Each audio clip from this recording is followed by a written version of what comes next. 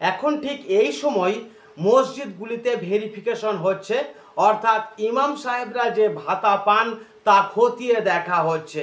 একাধিক মসজিদে গিয়ে সরকারি দপ্তরের আধিকারিক তিনি ব্লক অথবা পঞ্চায়েত অথবা পৌরসভা অফিস থেকে গিয়ে কে ইমাম সাহেব রয়েছেন তার Aadhaar card, voter card, PAN card, ব্যাংকের পাসবুক এই সব নথি যেমন নিচ্ছেন, ঠিক তেমনি মসজিদের পর্চা, মসজিদের আয়তন এই সব তথ্যও নিচ্ছেন, মসজিদের ছবিও তুলছেন।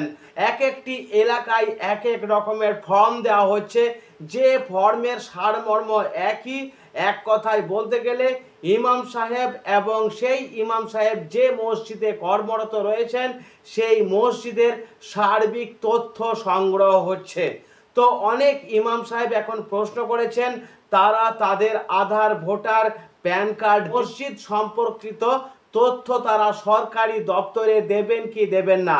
শুধুমাত্র ইমাম বা মুয়াজ্জিন বলেই নয়, যে কোনো মানুষ যখনই কোনো সরকারি সুযোগ সুবিধা পাবে, সেটা কৃষক বন্ধুর প্রকল্প হতে পারে অথবা বৃদ্ধ ভাতা, বার্ধক্য ভাতা, এমনকি আমরা রেশন কার্ডের যে সমস্ত সুযোগ সুবিধা নিই, কোনো একজন ব্যক্তি যদি সরকারি চাকরি পায় বা সরকারি চাকরিতে জয়েন করে, তখনও তার একাডেমিক কোয়ালিফিকেশন সহ সম্পূর্ণ তথ্য বা ডকুমেন্টস কিন্তু সরকারি দপ্তরে দিতে হয়। ইমাম সাহেবদের যে ভাতা দেওয়া হয় রাজ্য সরকারের তরফ থেকে বা ওয়াকফ দপ্তরের অফিস থেকে, ওয়াকফ দপ্তর বা রাজ্য সরকার যদি মনে করে যে ইমাম সাহেব বা যাদেরকে আমরা ভাতা দিচ্ছি তাদের যাবতীয় তথ্য আমরা নেব এবং আমরা আমাদের নিজস্ব ওয়েবসাইটে বা পোর্টালে বা আমাদের নিজস্ব অফিসে সেগুলি সংরক্ষিত রাখব, তাহলে তারা চাইতেই পারে। এখন বিষয় হলো ইমাম সাহেবদের আধার কার্ড বা এই সমস্ত ব্যক্তিগত তথ্য এবং মসজিদ কমিটির জমির পর্চা, দলিল বা তার ভৌগোলিক অবস্থান যেটা জিপিএস ম্যাপ মারফত ছবি তোলা হচ্ছে, নিয়ে যাচ্ছে, তার মানে এমন নয় যে ইমাম সাহেব বা মসজিদের সম্পত্তির কোনো ক্ষতি হবে।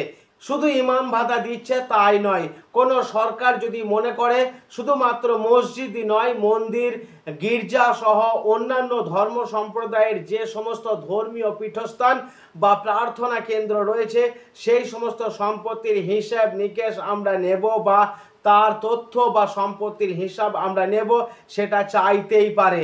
আমরা যে রাষ্ট্রে বাস করছি সেই রাষ্ট্রের নিয়ম কানুন আমাদের মেনে চলতে হবে।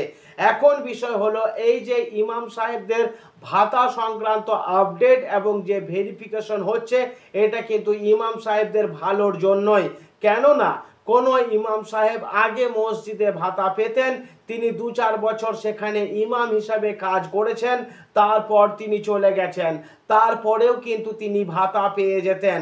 সেই মসজিদে যখন কোনো ইমাম এসেছেন তখন তিনি ইমাম হিসাবে কাজ করলেও প্রাক্তন ইমামের আধার, ভোটার বা ব্যাংকের পাসবুক এই ধরনের ডকুমেন্টস তথ্য সেই ইমামের হাতে যায়নি বা তিনি চেয়েও পাননি।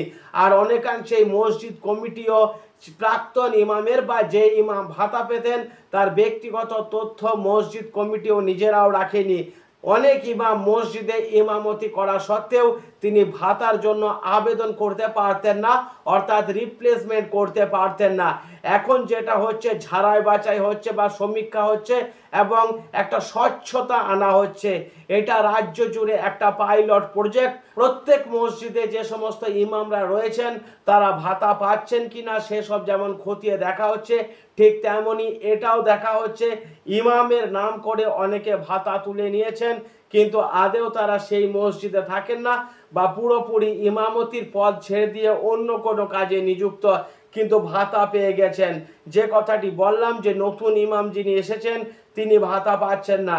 এখন যে এই প্রতিটি মসজিদ ঘুরে ঘুরে যে সার্ভে হচ্ছে, মসজিদে ছবি তোলা হচ্ছে, তা কিন্তু প্রকৃত ইমাম সাহেবদের ভালো হচ্ছে বা ভালোর জন্যই। অনেকেই প্রশ্ন করছেন যে আমরা ডকুমেন্টস দেব কি দেব না।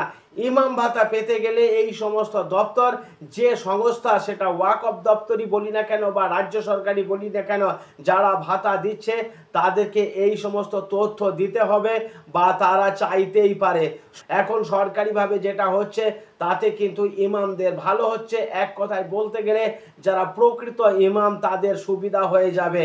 আজকে আপাতত ইমামদের নিয়ে যে ভেরিফিকেশন পর্ব এবং সমস্ত তথ্য মসজিদ এবং ইমামের যাবতীয় তথ্য যে নেওয়া হচ্ছে এবং সরকারিভাবে বা ওয়াকফ বোর্ডের পোর্টালে যে আপলোড করা হবে তা কিন্তু ইমাম ভাতা দেবার বিষয়ে স্বচ্ছতা আনার জন্যই।